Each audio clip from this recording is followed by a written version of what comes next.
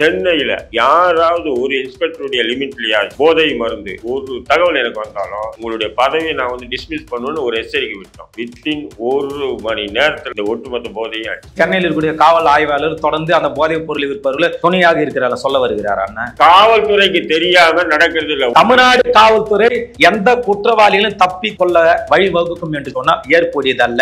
தப்பிக்கு விட்டது தமிழக காவல்துறை, டெல்லி காவல்துறை. அண்ணனுக்கு திமுக மீது வெறுப்பு.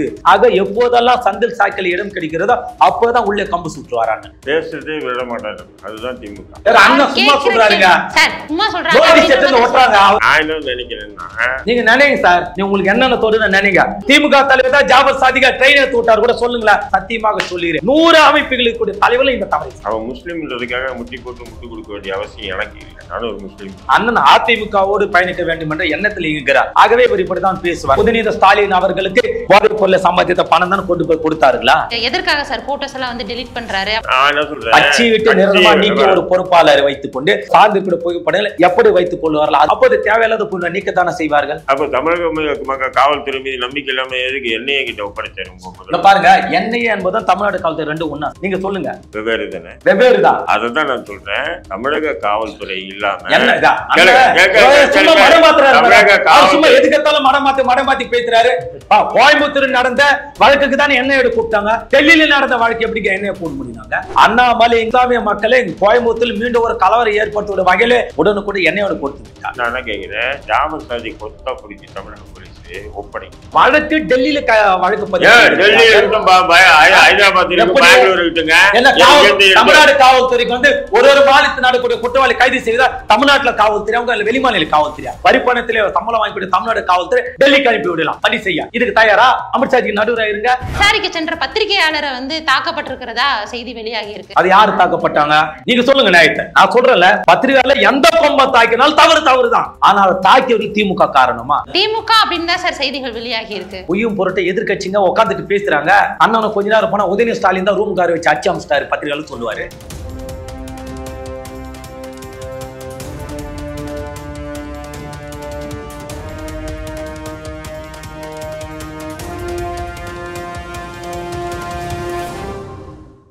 Study in Singapore, Mauritius. Easy entry to Canada, UK, Europe, Australia, New Zealand. For admission contact 7904-710-512. நகரந்தியர்களுக்கு வணக்கம். இன்றைய விவாதத்தில் நம்மளோட இணைந்திருக்கிற சிறப்பு விருந்தினர்கள் இந்திய தேசிய லீக் கட்சியின் தலைவர் திரு தடாரஹிம் அவர்கள். வணக்கம் சார். மற்றும் தேசிய முன்னேற்ற கழகத்தின் தலைவர் திரு ஜி சிவா அவர்கள். வணக்கம் சார். சார், இப்போ முதலாவது அவங்க கிட்ட இருந்து ஆரம்பிக்கிறேன். இந்தியாவிலிருந்து வெளிநாடுகளுக்கு போதைப் பொருள் கடத்தப்பட்ட விவகாரத்துல ரூபாய் 2000 கோடி மதிப்பிலான போதைப் பொருளை வந்து கடத்தி இருக்கிறாங்க. அதுல முக்கிய குற்றவாளியா பார்க்கப்படுற ஜாஃபர் சாதிக் அவருக்கும் திமுக கட்சியில இருக்கிற உறுப்பினர்களுக்கும் மிக நெருங்கிய தொடர்பு இருக்கிறது வெளியாகி இருக்கு. இதை எப்படி சார் பாக்குறீங்க? ஜாஃபர் சாதிக் மட்டும்தான் வந்து இந்தியாவில இருந்து போதைப் பொருட்கள் கடத்துற மாதிரி வந்து இன்னைக்கு வந்து ஒரு பிம்பம் உருவாக்குறாங்க. அது மிகப்பெரிய தவறு. ஏன்னா அந்த போதைப் பொருள் மாஃபியா என்பது மிகப்பெரிய அளவுக்கு இயங்கிட்டு இருக்கு. சமீபத்தில் கூட வந்து குஜராத்தில் முத்ரா துறைமுகத்துல இருந்து சுமார் 3 கண்டெய்னர் போதைப் பொருள் வந்து கண்டுபிடிக்கப்பட்டது. அது சம்பந்தமா ஒரு 5 பேர் கைது செஞ்சாங்க. அந்த 5 பேர்ல ஒருத்தர் கூட முஸ்லீம் இல்லை. அதுபோலாம் வந்து ஒரு மிகப்பெரிய அளவுக்கு பேசு பொருள் ஆகலை. ஒன்று. ரெண்டாவது, நேற்றைய முன்தினம் கூட 3800 கிலோ போதைப் பொருள் வந்து அதே குஜராத்தில் முத்ரா துறைமுகத்தில் வந்து கண்டுபிடிச்சிருக்காங்க. இப்படி நாடு முழுவதும் ஒன்று போதைப் பொருள் கண்டுபிடிக்கிறதோ அந்த போதைப் பொருள் எடுத்துகிட்டு போகக்கூடிய அல்லது யார்கிட்ட இருக்கோ அவங்கள கண்டுபிடிச்சி கைது பண்ணுறது தான் தொடர்ந்து அந்த போதை ஒழிப்பு காவல்துறை உடைய நடவடிக்கை. அந்தந்த மாநிலத்தில் இருக்கக்கூடிய போதை ஒழிப்பு காவல்துறை நடத்துகிறாங்க. ஆனால் இதுக்கு பின்னாடி மூலம் யார், இதை வந்து இது வரையிலையும் கண்டுபிடிக்கிறதுல அவங்க கிட்ட நெருங்குறதும் இல்லை. ஏன்னு சொன்னால் இது வந்து சர்வதேச அளவுக்கு ஒரு போதை மாஃபியா வந்து வேலை செஞ்சுட்டு இருக்கு. இந்நிலையில் தான் இப்போ நீங்கள் சொல்லக்கூடிய இந்த ஜாஃபர் சாதிக் என்ற நபர் வந்து டெல்லியில் 3 பேர் கைது செஞ்சுருக்காங்க. அந்த 3 பேருடைய வாக்குமூலத்தின் அடிப்படையில் ஜாஃபர் சாதிக்குடைய பேர் வருது. இப்போ யார் இந்த ஜாஃபர் சாதிக்? ஃபஸ்ட்டு வந்து பார்த்தீங்கன்னு சொன்னால் எனக்கு தெரிஞ்சது இவர் திமுகவுடைய பொதுச் செயலர் துரைமுருகன் வந்து ஒரு அறிக்கை வெளியிட்டார். அந்த அறிக்கையில் வந்து எதுவும் குறிப்பில்லை. ஜாஃபர் சாதிக் என்பவரை வந்து கட்சியினுடைய அடிமட்ட பொறுப்பிலேருந்தும் அவருடைய பொறுப்பிலேருந்து நீக்கப்படுறாரு அப்படின்னு சொல்லும்போது ஒரு முஸ்லீம் பேராக இருக்கு. அதுவும் கட்சியினுடைய அடிமட்ட பொறுப்பு மற்றும் பொறுப்புலேருந்து நீக்கப்பட்டார் போது என்ன தவறு செஞ்சான்னு சொல்லி பார்ப்போம் இல்லைங்களா. அந்த மாதிரி போய் பார்க்கும்போது தான் அப்போது இந்த ஜாஃபர் சாதிக் வந்து டெல்லியில் கைது செய்யப்பட்ட 3 பேருடைய வாக்குமூலத்தின் அடிப்படையில் இவர் தான் மெயின் அக்யூஸ்டு அப்படின்னு சொல்லி வந்ததாகவும் அது பிறகு தான் நம்ம வந்து தெரிஞ்சது, விவரங்களே தெரியும். அப்போது என்னுடைய பார்வையை என்னன்னு சொன்னீங்கன்னா, இது போன்ற 2ஆம் நம்பர் 3ஆம் நம்பர் பிஸ்னஸ் செய்யக்கூடிய நபர்கள் திடீர்னு அரசியல் கட்சிகளில் வரதும், அரசியல் கட்சிக்கு எதிர்பார்க்காத அளவுக்கு டொனேஷன் கொடுக்குறதும், டொனேஷன் கொடுத்துட்டு அதன் பிறகு அவங்க என்ன பண்ணுறாங்கன்னு சொன்னால் அந்த எம்எல்ஏ எம்பியா வந்து உட்காந்துறாங்க. இது வந்து அரசியல் கட்சிகளில் மட்டும் இல்லாமல் சில சமூக அமைப்புகளில் கூட இதேமாரி சில நபர்கள் வந்து, சமூக அமைப்புன்னா ஓப்பனாக சொல்கிறேன், இஸ்லாமிய சமூக அமைப்புகள் கூட சில பேர் இப்படி தான் 2ஆம் நம்பர் 3ஆம் நம்பர் பிஸ்னஸ் பண்ணி பணம் சேர்ந்த உடனே சமுதாயத்தினுடைய தலைவராக தங்களை வந்து எதனா ஒரு கட்சியை ஆரம்பிக்கிறது, அதெல்லாம் இருக்கக்கூடிய ஒரு கட்சியில் போய் பெரிய தொகையை கொடுத்துட்டு அதை தலைமை பதவியை பிடிங்கி வச்சுக்கிறது. இதேமாரி முஸ்லீம் லீக்கில் கூட இப்போ அப்படி நடந்துகிட்டு இருக்குது தொடர்ந்து. இப்படி இருக்கும்போது இப்போ இந்த ஜாஃபர் சாதிக்கு வந்து இப்போ உதயநிதி ஸ்டாலின் கிட்ட நெருக்கமான உறவு இருக்குது, திமுகவுடைய எம்எல்ஏக்கள் நிறைய பேர்கிட்ட ஒரு நெருக்கமான உறவு இருக்குது, கமலஹாசன் கிட்ட எல்லார்கிட்டையும் வந்து ஒரு நெருக்கம், அவருடைய தம்பி வந்து விடுதலை சிறுத்தையில் முக்கியமான ஒரு இதில் இருக்காப்புல. இப்படி இவங்க சம்பாதிச்ச 2ஆம் நம்பர் 3ஆம் நம்பர் பிஸ்னஸ் மூலிமா அதில் வரக்கூடிய வருவாயை வச்சு இவங்க அரசியல் அங்கீகாரம், இவங்களுடைய இது வந்து அடுத்த கட்டம் என்னன்னா அரசியல் ரீதியாக வரணும் அப்படின்றதுக்காக இவங்க வராங்க. கஷ்டப்படணும், மக்கள் பணி செய்யணும், மக்கள் பணி செஞ்சுட்டு அரசியலுக்கு வரணும், எம்எல்ஏ ஆகணும், எம்பி ஆகணுன்றது அது எல்லாருமே வெல்கம் பண்ணணும். யாரோட நாய் பேய் யார் வேணாலும் அப்படி வரலாம், புரியுதுங்களா. ஆனால் இது போல் வந்து தவறான வழியில் சம்பாதிச்சுட்டு அவன் முஸ்லீம்ன்றதுனால வந்து நான் வந்து முட்டு கொடுக்க மாட்டேன். ஜாஃபர் சாதிக் அவனுடைய பேருன்றதுக்காக நான் வந்து அவன் வந்து உத்தம புத்திரவன் நல்லவன் அப்படின்னு சொல்ல முடியாது.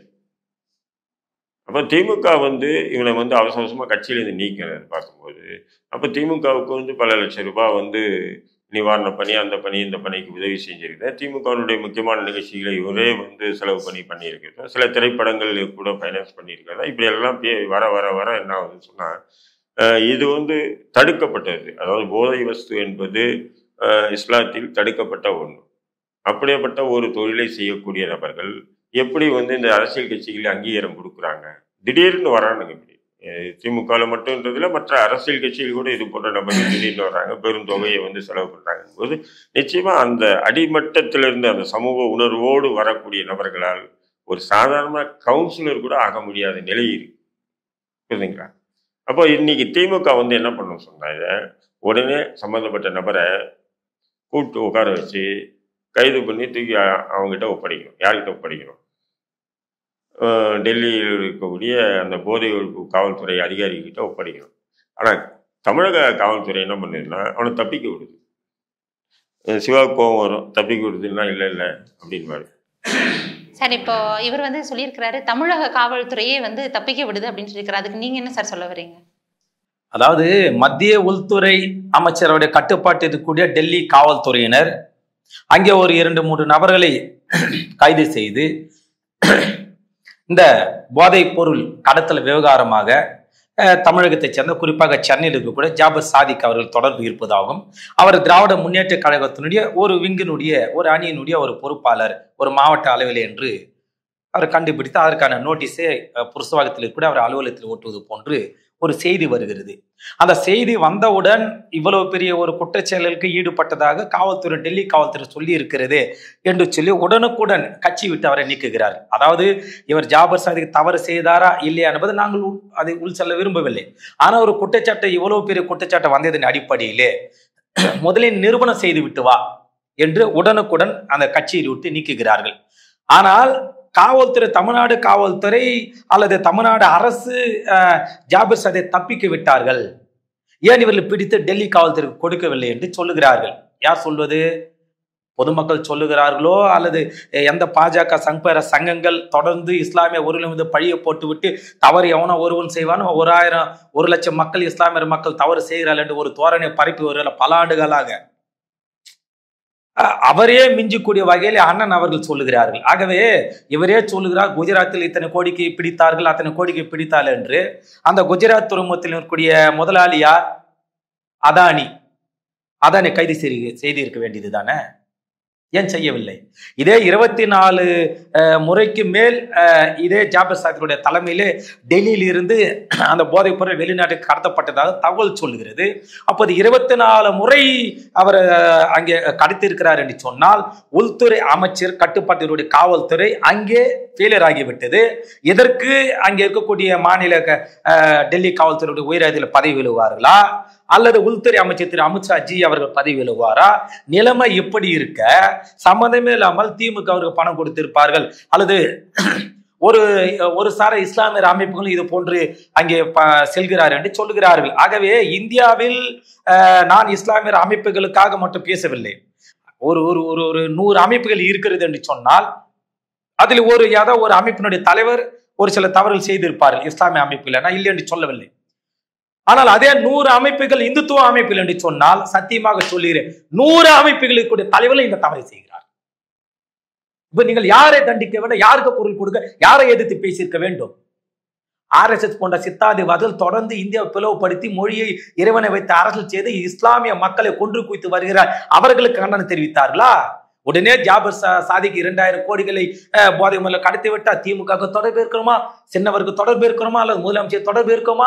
எத்தனை தொடர்புகள்? அப்ப அத்தனை தொடர்பு இருந்தது உண்மை என்று சொன்னால் ஏன் டெல்லியில் இருக்கக்கூடிய காவல்துறையினர் உயர் அதிகாரிகள் போதை பொருள் தடுப்பு பிரிவை சார்ந்த உயர் அதிகாரிகள் உள்துறை அமைச்சருக்கு கீழ் இயங்குகிறார்கள்? ஏன் அவர்கள் திமுக நோட்டீஸ் கொடுக்கவில்லை? இருந்தால் தானே. ஆகவே ஜாபர் சாதிக் அவர்கள் ஒரு அயலகனுடைய ஒரு மாவட்ட பொறுப்பாளர், அவ்வளவுதான் அவருடைய பணி. ஆகவே அவர் ஒரு மனித அடிப்படையில ஒரு நிதி கொடுக்கிறார், சொந்த தொழில் செய்கிறார். சொந்த தொழில் செய்யக்கூடிய அனைவருக்கும் பணம் எப்படி வந்து கேட்க முடியுமா? ஆகவே தவறு நடந்திருப்பதாக தகவல் சொல்லுகிறது, உடனே நடவடிக்கை எடுத்து விட்டார்கள். அவ்வளவுதான். அவரை அழைத்து இடைத்தர வேலை செய்து டெல்லிக்கு பிடித்துக் கொடுக்கவில்லை. அப்போது இந்த விஷயம் யாருக்கும் தெரியாது. முதலே நீங்கள் ரகசியமாக வைத்துக் கொண்டு ஏன் அந்த ஜாபர் சாதிக் முதலில் கையும் களம் பிடிக்கவில்லை? டெல்லி காவல்துறை ஏன் அவர்கள் தப்பிக்க விட்டது? தமிழக காவல்துறை, டெல்லி காவல்துறையா? டெல்லி காவல்துறை நோட்டீஸ் கொண்டு வந்து புரஸ்வாக்க அலுவலகத்தை ஒட்டுகிற வரைக்கும் தமிழகத்தில் யாருக்கு அந்த விஷயம் தெரியாது. அப்போது அவர் மீது நடவடிக்கை எடுக்க வேண்டும் என்று சொன்னால் அவர் தான் இவருக்கு முக்கிய குற்றவாளி என்று சொன்னால் ஏன் ரகசியமாக ஒரு 100 ரூபாய் திருடி விட்டாலும் கூட இரவோடு இரவாக செய்து கைது செய்யக்கூடிய காவல்துறையினர், அதுவும் குறிப்பா டெல்லி காவல்துறையினர் எதற்காக அவரை இரவோடு இரவு கைது செய்து ரகசியமாக இந்த விஷயத்தை வைத்துக் கொண்டு கட்சி விடாமல் ஏன் டெல்லி கைது செல்லவில்லை? இதில் ஏதோ ஒரு மர்மம் இருக்கிறது இல்லையா? இதில் எங்கிருந்து வருது திமுக? எங்கிருந்து தமிழ்நாடு காவல்துறை வருகிறது? தமிழ்நாடு காவல்துறை எங்க தப்பிக்க வைத்தது? தமிழ்நாடு காவல்துறை என்ன தெரியும் இதில்? சரி சார், தமிழக காவல்துறைக்கு எதுவுமே தெரியாது அப்படின்னு சொல்ல வராரே சார், இதை பற்றி உங்களுடைய கருத்து என்ன சார்? சிவா அப்படிதான் திமுக ஆதரவான நிலையை எடுத்து அவர் பேசுறாரு. இல்ல, நான் திமுக ஆதரவுன்றதுக்காக பேசலைங்க, நான் மனித நேயத்தை நியாயமா பேசுறேன். அண்ணனுக்கு திமுக மீது மிகப்பெரிய கோபம், அண்ணனுக்கு திமுக மீது வெறுப்பு. ஆக எப்போதெல்லாம் சந்தில் சாய்க்கல் இடம் கிடைக்கிறதோ அப்போதான் உள்ளே கம்பு சுற்றுவார் அண்ணன். தடாலடியாக சுற்றுவார். இவர் இஷ்டத்துக்கு சண்டையிடுவார். சார் இப்போ என்ன அப்படின்னா பொதுவாகவே இஸ்லாத்துல பேசுறதே விட மாட்டாரு. அதுதான் திமுக. உண்மைக்காக எவ்வளவு நேரம் வேண்டாலும் பேசும். அதாவது பொய்க்காக பேசக்கூடிய பாஜக சங்கர் சங்க தலைவர் தமிழகத்திலே உலாவிக் கொண்டிருக்கும் போது உண்மைக்காக என்ன பண்ண சிறியவன் பேச தவறில்லை என்று அண்ணனுக்கு தெரியுமே. சார் அவர் சொல்றதா உண்மை அப்படின்னு சொல்ல வராரு. நான் என்ன சொல்றேன், அவன் முஸ்லீம்ன்றதுக்காக முட்டி போட்டு முட்டு கொடுக்க வேண்டிய அவசியம் எனக்கு இல்லை.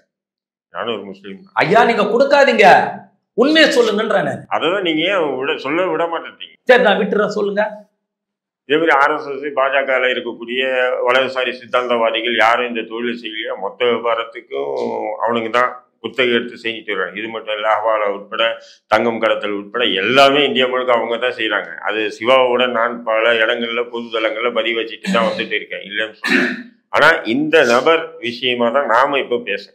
எந்த நபர்? ஜாபர் சாதிக் என்ற நபர். அப்போ இந்த ஜாபர் சாதிக் என்ற நபர் ஒரு கட்சியில அது உதயநிதி ஸ்டாலினுக்கு நெருக்கமான ஒரு நிலை ஏற்பட அளவுக்கு இருக்குன்னு சொன்னா இன்டெலிஜென்ஸ், அதாவது இந்திய உளவு, அதாவது தமிழக உளவுத்துறை உதயநிதி ஸ்டாலினுக்கு இதுவரையும் எதுவுமே சொல்லலையா? சொல்லலைன்னு சொன்னா அது இன்டெலிஜென்ஸ் ஃபெயிலர்னு சொல்லுவோம் நாங்கள்.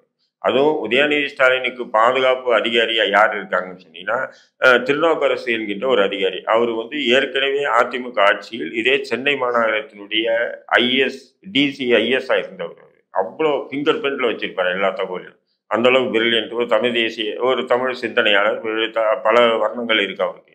அப்படி ஒரு திறமையான ஒரு நபரை வந்து இன்னைக்கு உதயநிதி ஸ்டாலினுடைய பாதுகாப்பு அதிகாரியை போட்டிருக்காங்க. அவருக்கு ஒரு 50 பேர் இருக்காங்க. அப்படின்னும் போது அவங்க யாருமே இந்த சோ பர்சன் அடிக்கடி வந்து உங்களை சந்திக்கிறாங்க, இவன் வந்து யாரு என்ன இவனுடைய பேக்கப் என்னன்றது தெரியாம இருக்கு. ஏன்னா உதயநிதி ஸ்டாலின் வந்து கேர் ஆஃப் ரஹீம் இல்லை, கேர் ஆஃப் சிவா இல்லை, யாரு எப்படி வேணா வந்து சந்திக்கலான்றது. இன்னைக்கு அவர் வந்து முதல்வர்னே சொல்லலாம். அவர் வந்து ஒரு அமைச்சராக இருந்தால் கூட அவர் முதல்வர் ரேஞ்சாக தான் அவர் இருக்கார். ஏன்னா பாதுகாப்பு வலயமா இருக்கட்டும் அல்லது மற்ற கட்சி தலைவர்கள் கூட அவரை சந்திக்கிறது வந்து முதல்வர் அந்த கட்சியினுடைய தலைவராக நினைச்சு தான் சந்திக்கிறாங்க. இப்போ சமீபத்தில் கூட திருநெல்வேலியில் வந்து ஒரு திருமண நிகழ்ச்சி, அந்த எம்எல்ஏ வஹாபுடைய மகன் திருமண நிகழ்ச்சி. அந்த திருமண நிகழ்ச்சிக்கு வந்து பார்த்தீங்கன்னா மூத்த வயதிலும் சரி அனுபவத்திலும் மூத்த இவர் காதர் மொய்தீன், முஸ்லீம் லீக் தலைவர் காதர் மொய்தீனும் அந்த திருமணத்துக்கு போயிருக்காரு. அதே மாதிரி வந்து அப்பாவும் சபாநாயகர் அப்பாவும் அந்த நிகழ்ச்சிக்கு போயிருக்காரு. நேரு போயிருக்காரு. எம்எல்ஏக்கள், எம்பிக்கள், அப்படி அமைச்சர்கள்னு சொல்லி புடைசூழ அந்த நிகழ்ச்சிக்கு போயிருக்காங்க. ஆனால் மாப்பிள்ளையும் பொண்ணும் உட்காந்துக்கிட்டு அது பக்கத்தில் உதயநிதி ஸ்டாலின் கூட உட்காந்து ஃபோட்டோ எடுக்கிறாங்க. பக்கத்தில் எல்லா பெருசுங்களும் பின்னாடி நிற்குது. எது அரசியலிலும் அனுபவத்திலும் வயதிலும் மூத்த. இதில் இன்னொரு சிறப்பம்சம் என்னவென்றால் உலமா சபை, உலமான்னா மார்க்க அறிஞர்கள், உலமா சபை தலைவரே பின்னாடி நிற்க வச்சு ஃபோட்டோ எடுத்திருக்காங்க. யார்? உதயநிதி ஸ்டாலின் உட்காந்துருக்காங்க. அப்போது அந்த அளவுக்கு முக்கியத்துவம் வந்து உதயநிதி ஸ்டாலினுக்கு கொடுக்க வேண்டிய அவசியம் என்ன? அப்போ அந்த அளவுக்கு முக்கியமான இடத்துல இருக்கக்கூடிய உதயநிதி ஸ்டாலினை ஒரு நபர் சாதாரணமாக அணுக முடியுமா? சொல்லுங்க, அணுக முடியுமான்ற? அணுக முடியாது. அப்படி இருக்கும்போது அது போன்ற நபர் அணுகி இவருக்கு ஒரு நட்பாக இருந்திருக்காரு. சரி, இன்னைக்கு வந்து டெல்லியில் அம்பலம், இதுக்கு முன்னாடி தெரியல, அதனால தெரியலன்றதுனால உதயநிதி ஸ்டாலினுக்கு தெரியாது அவர் என்ன விவரம் செய்யலன்னு உதயநிதி ஸ்டாலினுக்கு தெரியாது. அரசியல் ரீதியாக வந்தாங்க, சொன்ன மாதிரி சிவா சொன்ன மாதிரி டொனேஷன் கொடுக்குறேன்னா யார் கொடுத்தாலும் வாங்கிக்க வேண்டியதுதான், யார் கொடுத்தாலும் வாங்கிக்க வேண்டியதுதான். நாய் வித்த காசா இல்லை கருவாடு வித்த காசான்றது பார்க்க வேண்டிய அவசியம் இல்லைன்னு சொல்றாரு சிவா. உண்மைதான், வாங்கிக்க வேண்டியதுதான். ஆனாலும் கேளுங்க வாங்கிக்கக்கூடிய நபர் தான். ஆனா அதே நேரத்துல அதன் பிறகு இந்த வழக்கில் சம்பந்தப்பட்டிருக்க குற்றவாளியும் தெரிஞ்ச பிறகு நீ கட்சியிலிருந்து அவசரமா நீக்கிறீங்க இல்லையா, அதுக்கு முன்னாடி அந்த நபரை கூப்பிட்டு உட்கார வச்சு என்ன விஷயம் இப்படி வருது, இது வருது, கட்சிக்கு எவ்வளவு பெரிய அவமான பேருன்னு சொல்லி உட்கார வச்சு அங்க டெல்லியில இருக்கக்கூடிய அந்த போதைத்துறை அதிகாரிகளை கூப்பிட்டு ஒப்படைக்கிறதான ஒரு அரசின் சிறந்த செயலா இருக்க முடியும். இதை ஏன் சொன்னா சிவாவுக்கு கோவம் வருதுன்னு நினைக்கிறேன். ஏன்னு சொன்னா காவல்துறை முதல்வருடைய கட்டுப்பாட்டுல இருக்கு. தமிழக காவல்துறை நினைச்சா அன்னைக்கு விட்டுருங்க, இன்னைக்கு நினைச்சாங்கன்னா நாளை கைது பண்ணி கொண்டு வரலாம். ஏன்னு சொன்னா அந்த அளவுக்கு நம்ம வந்து 17ஆம் 16ஆம் நூற்றாண்டுல வாழல.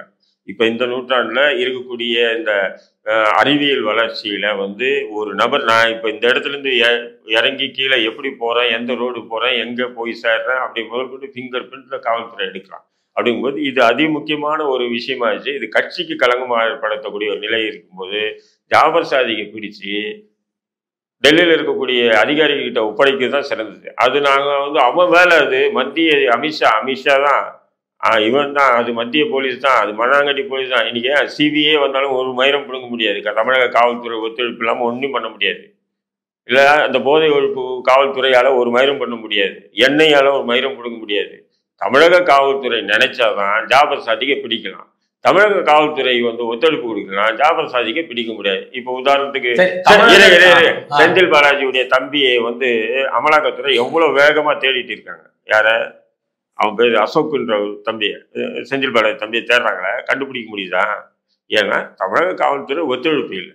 அதனால அமலாக்கத்துறையை திணறிட்டு இருக்கு. நீதிமன்றத்தில் அவர் செந்தில் பாலாஜி ஜாமீன் மனு வரும்போதெல்லாம் அவர் தம்பி இல்லைன்னு சொல்லி ஜாமீன் மனு தள்ளுபடி பண்றாங்க. அப்போ தமிழக அரசு நினைச்சா அசோகை ஒரே செகண்ட்ல கூப்பிட்டு வந்து சரண்டர் பண்ண முடியும். அவங்க தயாரா இல்லைன்னு போது அதே மாதிரி தான் ஜாபர் சாதிக்க நான் பார்க்குறேன். ஜாபர் சாதி நீங்க பிடிச்சு ஒப்படைச்சிடுங்க, அப்போ திமுக நீங்க சொல்ற தொடர்பு இல்லை. சரி, இப்போ ஜாபர் சாதிகை வந்து பிடிச்சு ஒப்படைச்சா அதற்கு பின்னாடியில நிறைய தலைவர்கள் வந்து பிடிபடுவாங்கன்றதுனால அவரை வந்து மறைக்கப்பட்டிருக்கிறார். அண்ணன் 1000 ஜோசிகளை வைத்துக் கொண்டு இதெல்லாம் கட்டுக்கதையில பல சொல்லலாம். அண்ணனுக்கு நன்றாக தெரியும். இல்ல நேற்று கூட ஒரு சகோதரர் சொல்லுகிறார், திரு தடாரகிம் அவர்கள் வந்து இந்த நாடாளுமன்றத்தில் போட்டியிடுவதற்காக அதிமுகவில் சீட்டு கேட்பதாக ஒரு தகவல் சொல்லுகிறார். அது உண்மையா போய் எனக்கு தெரியும். நேற்று என்னுடைய நெருங்கிய நண்பர் சொல்லுகிறார். நான் முதலில் அவர் என்ன தெரியுமா சொன்னார், பாஜக சீட்டு கேட்பதா சொன்னார். நான் உடனே சத்தி வச்சு சொன்னேன், ஒருபோதும் அவர் பாஜக அது போன்று கூட்டு வைக்க மாட்டார். அண்ணன் அருமையான நண்பர் தான், அருமையான சகோதரர் என்று சொன்னேன். வேண்டுமென்னா அதிமுக வேண்டுமென்னா இருப்பதில் வாய்ப்பு இருக்கும் என்று சொன்னேன். ஆமாம் என்று அவர் தெளிவாக சொல்லுறார். ஆகவே அதுபோல அதிமுக கட்சிக்கு ஆதரவாக செயல்படுற எண்ணத்திலே அண்ணனுடைய மனது பயணித்துக் கொண்டிருக்கிறது. ஆகவே இன்னமும் பேசுவார், இதுக்கு மேலும் பேசுவார். ஆகவே மத்தியில் இருக்கக்கூடிய டெல்லியில் வரக்கூடிய காவல்துறையினர் இங்க இருக்கக்கூடிய காவல்துறைக்கு எந்த விதமான தகவலும் சொல்லவில்லை. ஒரு திமுக கட்சியினுடைய பொறுப்பாளர் 2000 கோடிக்கு போதைப் பொருளை கடத்தி இருப்பது உண்மை என்று சொன்னால் அது உண்மைதான். அவருடைய கூற்றுக்கு வருகிறேன். இருங்க மேடம், ஏன் திமுக தலைமைக்கு அந்த டெல்லியுடைய காவல்துறை ஒரு சிறிய ஒரு தகவல் சொல்லவில்லை? திமுக தலைமைக்கு சொல்ல மாட்டாங்க, ஆனா தமிழக இன்டெலிஜென்ஸுக்கு தெரிஞ்சிருக்கும். தெரிந்திருந்தால் இவர்கள் தப்பித்து விட்டு இருப்பார்களா? ஆகவே தமிழ்நாடு காவல்துறை எந்த குற்றவாளிகளும் தப்பித்துக் கொள்ள வழிவகுக்கும் என்று சொன்னால் ஏற்புடையதல்ல. இவர்களுக்கு தெரியாது டெல்லியில் காவல்துறை தமிழக காவல்துறைக்கு இவர் எந்த தகவலும் கொடுக்கவில்லை. அதற்குள் நீங்கள் முந்திக் கொண்டு பல தலைகள் வெளியே வருவார்கள். எந்த தலைகள் வெளியே? அவர் கேட்கக்கூடிய கேள்விகள்ல நீங்க பதில் சொல்லலாம் சார். ஏன் தற்காலிகமா வந்து நீக்கம் செஞ்சிருக்கலாம், இல்ல விசாரணைப்படுத்தி இருக்கலாம், ஏன் உடனடியா நிரந்தர உறுப்பினர் நீக்கம் செஞ்சாங்க அப்படின்ற கேள்வியை நீங்க சொல்லுது. அவரை தேடுறாங்க, அவன் சரண்டர் ஆகணும், சரண்டர் ஆகிட்டு விசாரணை பண்ணோம். விசாரணைக்கு பண்ணதுக்கு தான் சம்மன் அனுப்பியிருக்காங்க. ஒரு கால் விசாரணை பண்ணி அவனுக்கு தொடர்பு இல்லாம விட்டாங்கன்னு வச்சுக்கலாம். அப்ப நீங்க அவசர அவசரமா வந்து கட்சியில இருந்து நீக்கும் போதுதான் கொஞ்சம் சந்தேகம் எனக்கு வர்றது இயல்பு தானே. உடனே வந்து நீங்க வந்து அதிமுக கிட்ட சீட்டு கேட்கிறேன், இந்த வரையும் அப்படி ஒரு பேச்சே இல்ல. அதிமுக இல்ல எப்போது சந்திக்கிறார் எனக்கு தெரியும். இல்ல அப்படியே நின்னாலும் நான் சுயேட்சையா நிற்பேன். நான் சில முஸ்லீம் பேர் தாங்கிகள் அங்கங்க நின்று இந்த சமூகத்துல மிகப்பெரிய மயிர் மாதிரி பேசிக்கிறானுங்க. அந்த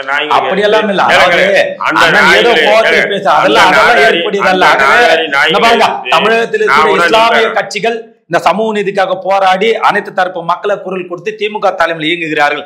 அண்ணன் அதிமுகவோடு பயணிக்க வேண்டும் என்ற எண்ணத்தில் இயங்குகிறார். ஆகவே இவர் இப்படிதான் பேசுவார். அது அண்ணனுடைய தனிப்பட்ட விஷயம், நான் தலையிட விரும்புகிறேன். திமுக கூட இணைந்து செயலாற்றுவது சமூக நீதியா?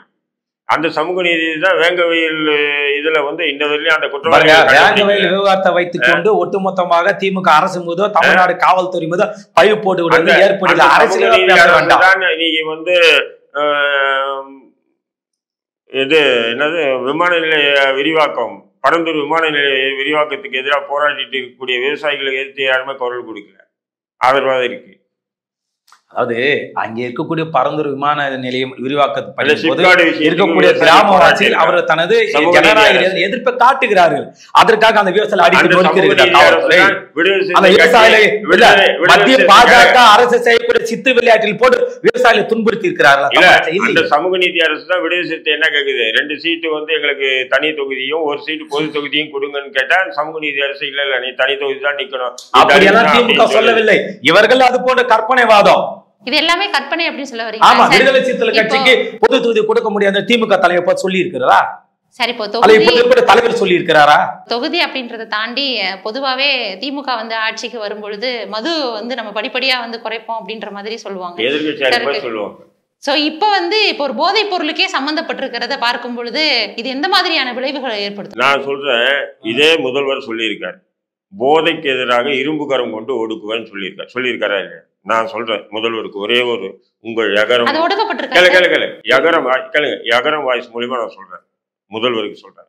சென்னையில, தமிழ்நாடு முழுக்க வேண்டாம், சென்னையில இருக்கக்கூடிய அத்தனை காவல் நிலைய ஆய்வாளர்கள், இன்ஸ்பெக்டர் இருக்காங்க இல்லையா, எல்லாரும் நீங்க தலைமைச் செயலகத்துக்கு கூப்பிடுங்க.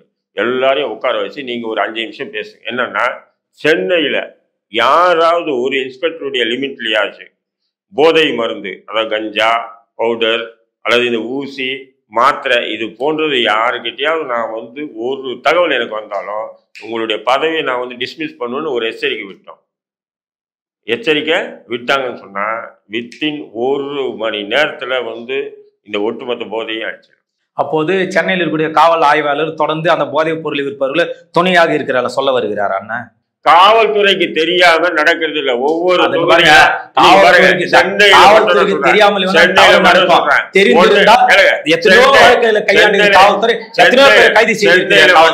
குறைஞ்சபட்சம் 1 லட்சத்துக்கு மேற்பட்ட மாணவர்கள் இன்னைக்கு போதைக்கு அடிமையாயிட்டு இருக்காங்க. சிவாவுக்கு தெரியாதான்?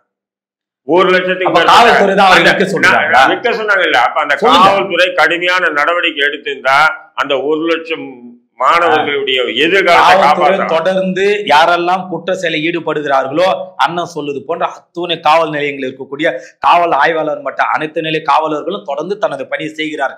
அங்கொன்றும் இங்கொன்றுமாக தொடர்ந்து செய்யக்கூடிய தவறுகளை சென்னையில் இருக்கக்கூடிய காவல்துறை இதற்கு உடனே என்று சொன்னால் ஏற்புடையதல்ல. அது மட்டுமல்ல, முதலமைச்சர் காவல் ஆய்வாளரை நேரடியாக அலுவலகத்துக்கு அழைத்து அவர் ஒரு கலந்தாய்வு செய்கிறாரா இல்லையோ, யாருடைய கட்டுப்பாட்டில் காவல்துறை இல்லை.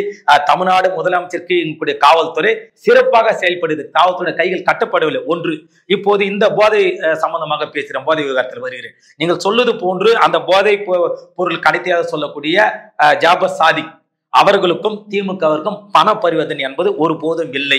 அவர் கட்சியினுடைய பொறுப்பாளர், அவ்வளவுதான். இதன் மூலமா பண பரிவர்த்தனையே இல்ல அப்படின்னு சொல்ல வராரு. ஆனா இந்த தகவலை உட்படும் பொழுது அமைச்சரவைக்கே பணம் பரிமாற்றம் செய்யப்பட்டிருக்கிறதா தகவல் இருக்கு.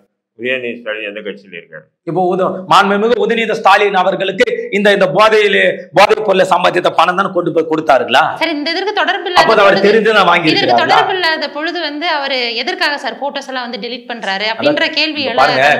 ஒரு தவறான குற்றச்சாட்டு ஒரு நபர் மீது பதிவு செய்த பிறகு, கட்சி விட்டு நீக்கிய பிறகு அந்த புகைப்படங்களை எப்படி வைத்துக் கொள்வார்கள்?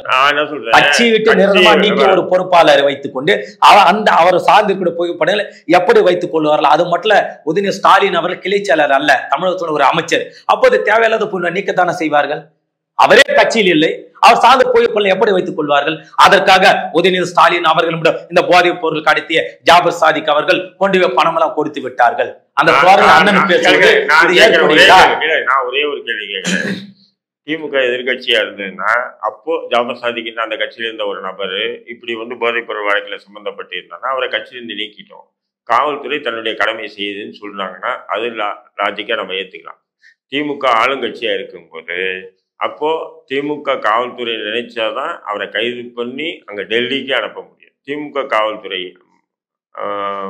நினைக்காம ஒரு மயிரம் டெல்லியில உலக இன்டர்போல் போலீஸ் வந்தாலும் ஒரு மயிரம் தமிழ்நாட்டுல புடுங்க முடியாது. சகோதரி, தமிழகத்தில் இருக்கக்கூடிய காவல்துறையினர் கை தேர்ந்தவர்கள் அவர் தெளிவான நான் மறுக்கல. அதற்காக டெல்லியில் இருக்கக்கூடிய தவறு செய்தவன் அங்கே வழக்கு போய் பதிவு செய்த நபரை கூட தமிழக காவல்துறை தான் திட்டமிட்டு கைது செய்ய வேண்டும், ஏன் கொடுக்கல தப்பித்து விட்டது என்று சொல்வது. இது முழுக்க முழுக்க அண்ணன் எதிர்கட்சிக்கு ஆதரவாக பேசி திமுக ஒரே ஒரு விஷயம் சொல்றோமா. இப்ப சமீபத்துல கோயம்புத்தூர்ல அந்த கார் சிலிண்டர் வெடிச்சது. அண்ணாமலை தான் சிலிண்டர் குண்டு வெடிப்பு, அதாவது சிலிண்டர் வெடிகுண்டு வெடிப்புன்னு இங்க அண்ணாமலை தான் பிஜேபி சொல்லிட்டே வந்தாரு. ஆனா முதல்வர் என்ன பண்ணாரு? அண்ணாமலை சொன்னதை ஏத்துக்கிட்டு உடனே அந்த வழக்கை என்ஐஏக்கு மாத்தினாருமா? இல்ல அண்ணாமலை ஏற்றுக்கொள்ளவில்லை. அண்ணாமலை இங்கே இஸ்லாமிய மக்களை கோயம்புத்தூரில் மீண்டும் ஒரு கலவரை ஏற்படுத்தும் வகையில 90 சென்ற காலத்தில் அமைத்தார்கள். அது போன்று ஆகிவிடக் கூடாது என்பதற்காகத்தான் உடனுக்குடன் என்ஐஏ கொடுத்து விட்டார். என்ஐஏ கொடுத்தாரு இல்லையா? அதே மாதிரி நான் என்ன கேட்கிறேன், ஜாபர் சாதிக் கொத்தா பிடிச்சி தமிழக போலீஸ் ஒப்படைங்க. வழக்கு டெல்லியில வழக்கு தமிழ்நாடு காவல்துறைக்கு ஒரு மாநிலத்தில் நடக்கூடிய குற்றவாளி கைது செய்தா தமிழ்நாட்டுல காவல்துறை அவங்க வெளிமாநில காவல்துறையா? அப்ப நீங்க அமித்ஷா ஏது கூட சொல்லுங்க. இந்த விஷயம் எல்லாம் நான் என்னுடைய கட்டுப்பாட்டில் உள்துறை அமைச்சர் கீழ் கட்டுப்பாட்டு இருக்கக்கூடிய டெல்லி காவல்துறை ஃபெயிலியர் ஆகி விட்டார்கள், தமிழ்நாடு காவல்துறை காப்பாற்ற வேண்டும் என்று அமித்ஷா அவர்கள் இந்த உத்தரவு பிறப்பிப்பாரா? அப்போது தமிழ்நாடு காவல்துறை தங்களுடைய வரிப்பணத்திலே சம்பளம் வாங்கக்கூடிய தமிழ்நாடு காவல்துறை டெல்லிக்கு அனுப்பி விடலாம் பணி செய்ய. இதுக்கு தயாரா? நீங்க பேச தயாரா? நடுவரா இருங்க பாக்கலாம். அமித்ஷாஜி நடுவரா இருங்க. அவர் ஒத்துக்கிட்டோம் டெல்லி காவல்துறை தோத்து போயிடுச்சு, எங்க காவல்துறை கையாளாத காவல்துறை. நீங்க சொல்றீங்க ஒண்ணு புடங்க முடியாத காவல்துறை சொல்லட்டுமா ஐயா? காவல்துறை இறக்கி விடலாம். அப்ப தமிழக காவல்துறை மீது நம்பிக்கை இல்லாம எதுக்கு என்ஐஏ கிட்ட ஒப்படைச்சாரு? பாருங்க, என்ஐஏ என்பதும் தமிழ்நாடு காவல்துறை ரெண்டும் ஒண்ணா சார்? நீங்க சொல்லுங்க. வெவ்வேறு தானே? வெவ்வேறு தான். அதான் நான் சொல்றேன். தமிழக காவல்துறை இல்லாம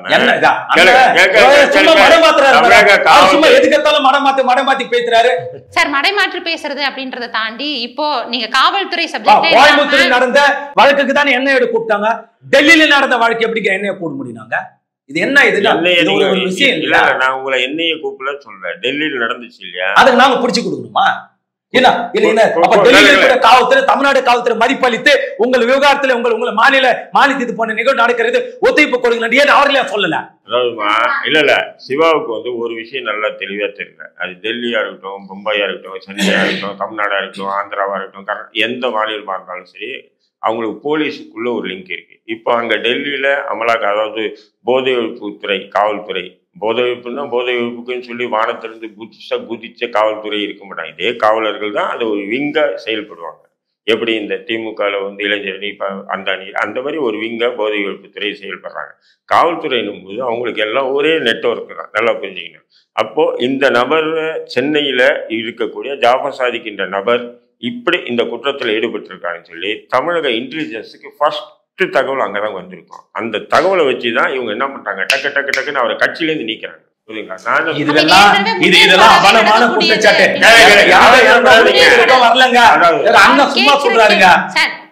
சும்மா சொல்றாங்க அவருடைய அலுவலகத்துல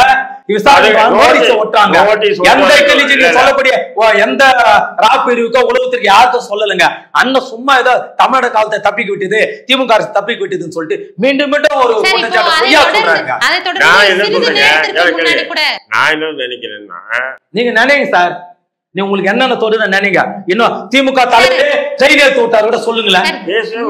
இல்லங்க, திமுக தலைவர் தான் ஜாஃபர் சாதிக் ட்ரெயின் எடுத்து விட்டாரு கூட சொல்லுங்களேன். மக்கள் பாக்குறாங்க. நான் என்ன சொல்றேன், திமுக உண்மையே சார் பேசவே விட மாட்டீங்க. உண்மையை சொன்னா நான் பேச அனுமதிப்பீங்க சார். இப்போ பொதுவாவே காவல்துறை அப்படின்றத தாண்டி இப்போ சாதாரணமா சிறிது நேரத்திற்கு முன்னாடி கூட விசாரிக்க சென்ற பத்திரிகையாளரை வந்து தாக்கப்பட்டிருக்கிறதா செய்தி வெளியாகி இருக்கு. அது யாரு தாக்கப்பட்டாங்க? இப்போ ஒரு செந்தில் அப்படி பாருங்க மேடம், பாருங்க, பத்திரிகையாளர் எந்த கொம்பன் தாக்கினால் தவறுதான். நான் அதுல வந்து நான் சமரச ஆகல. ஆனால் அதற்கு திமுக காரணமா? நீங்க சொல்லுங்க நியாயத்தை. நான் சொல்றேன்ல, பத்திரிகையாளர் எந்த கொம்பன் தாக்கினால் தவறுதான்.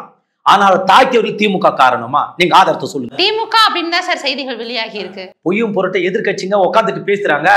அண்ணனை கொஞ்ச நேரம் போனா உதயநிதி ஸ்டாலின் தான் ரூம் கார வச்சு அச்சு அமைச்சிட்டாரு பத்திரிகையாளர் சொல்லுவாரு, நம்ம நம்பிடுவோம். இப்ப இறுதியா என்ன சார் சொல்ல வரீங்க?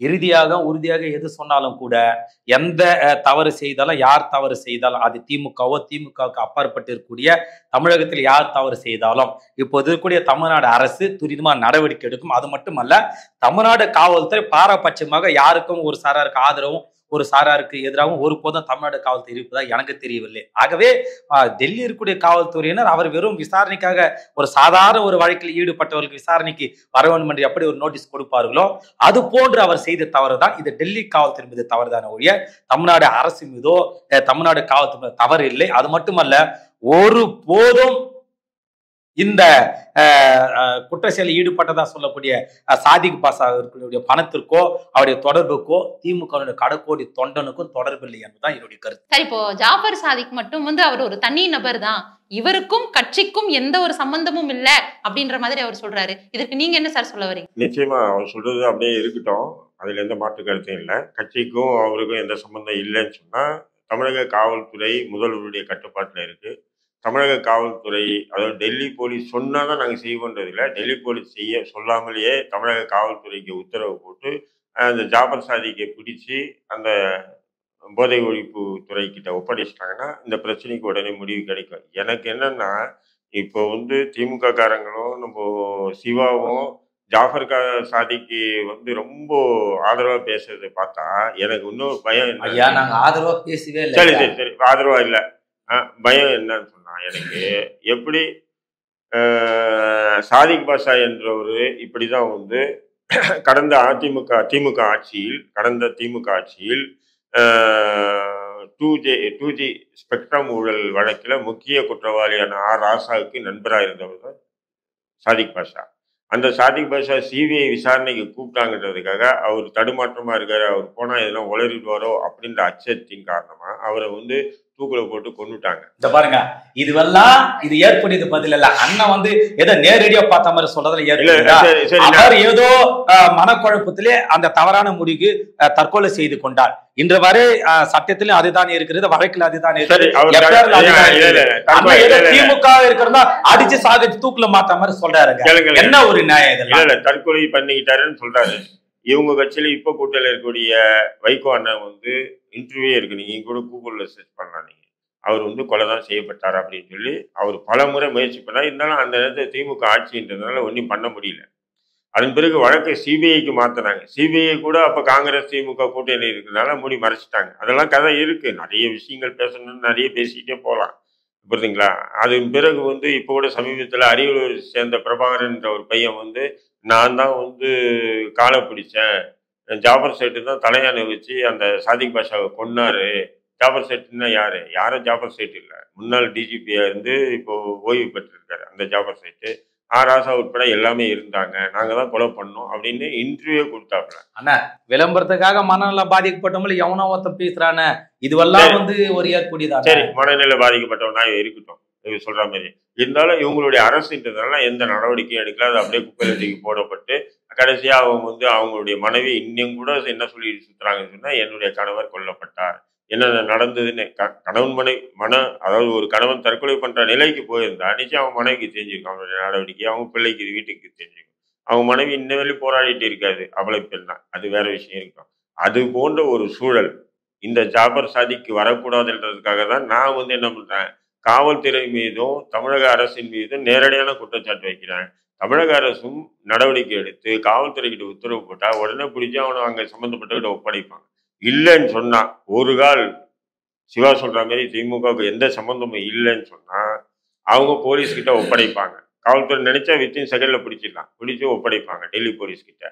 ஒரு கால் தொடர்பு இருந்துன்னா சாதிக் பாஷா போல ஜாஃபர் சாதிக்கும் ஆயிடக்கூடாதுன்ற தன்னுடைய ஆதங்கத்தின் அடிப்படையில் தான் நான் பேசுறேன், புரியுதுங்களா? சாதிக் பாஷா அப்படிதான் கொல்லப்பட்டார், ஜாஃபர் சாதிக்கும் அப்படி கொல்லப்படுவதற்குண்டான வாய்ப்புகள் இருக்கு. அதுக்கு தமிழக காவல்துறை வந்து துரிதமான நடவடிக்கை எடுத்து அது சம்பந்தப்பட்ட அவங்க எதை வித்தானோ அதை வித்தானோ அவனை கூட்டு போய் அங்கே ஒப்படைக்கிறது தான் சிறந்தது. இது வரைக்கும் எங்களோட இணைஞ்சிருந்ததுல நன்றி சார். நன்றி, வாழ்த்துக்கள்.